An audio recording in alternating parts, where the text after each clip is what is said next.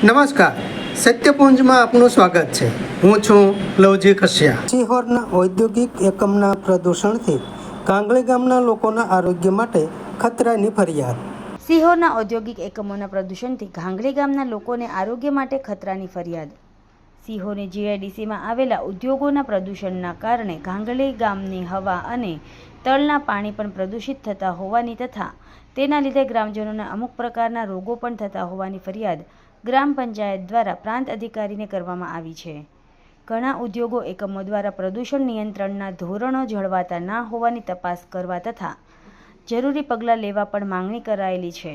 આ બાબતે યોગ્ય કાર્યવાહી ના થાય તો આંદોલનની પણ તૈયારી કરી હોવાની રજૂઆત કરેલ છે.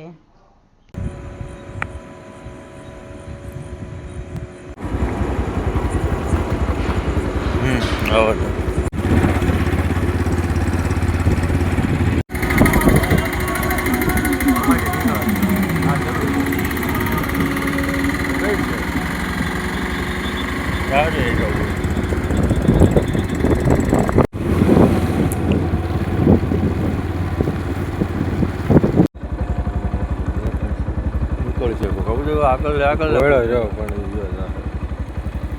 ફટકાય બીજું કાંઈ દેખાતું તો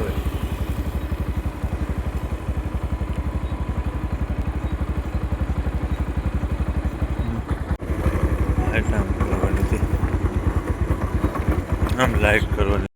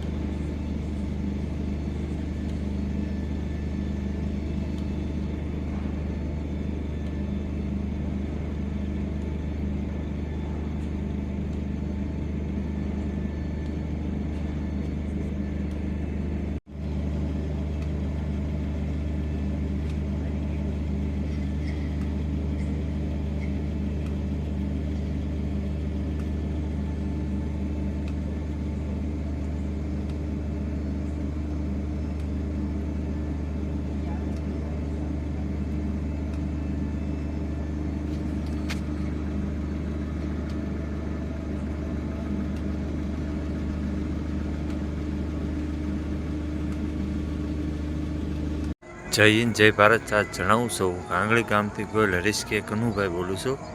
જો અમારા ગામમાં આજુબાજુના ફરતા વિસ્તારમાં રોલિંગ મિલનું વધારે ને વધારે પ્રમાણ હોવાના કારણે ગામમાં રાત્રિના સમયે 10 વાગ્યા પછી અમારા ગામનું વાતાવરણ આ રીતનું દર્શાવી રહ્યા છે.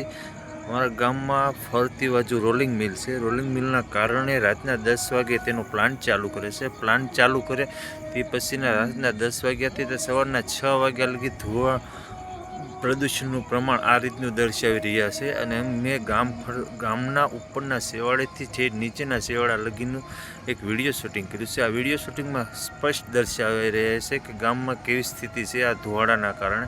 ધુવાડું જો ઓછું નહીં કરવામાં આવે તો અત્યારે તો જો પક્ષી છે, પક્ષી લુપ્ત થઈ ગયા છે આના કારણે, ધુવાડાના કારણે. પણ માણસ હજી લુપ્ત નથી ગયા. પક્ષીને ખબર પડી કે અહીંયા રહેવાથી આપણું સ્વાસ્થ્ય હાનિકારક છે. તેના કારણે એ જો અમારા ગામમાંથી કોઈ એવું પક્ષી નથી, સકલા અને કબૂતર સિવાય કોઈ પણ ગામમાં છે દેખાતું જ નથી. અને આની પાસે જો વધારે ધ્યાન દેવામાં નહીં આવે તો આની માણસની પણ બીમારી વધારે ફેલાઈ શકે છે. સમાજ માટે સત્ય સાથે સત્યપુંજ અહેવાલ, સમાચાર તથા જાહેરાત પ્રસારિત કરવા સંપર્ક સાધો. સત્યપુંજ સમાચાર પ્રસારણ, લબ્ધિ કોમ્પ્લેક્સ, તાલુકા પંચાયત સામે, સિહોર.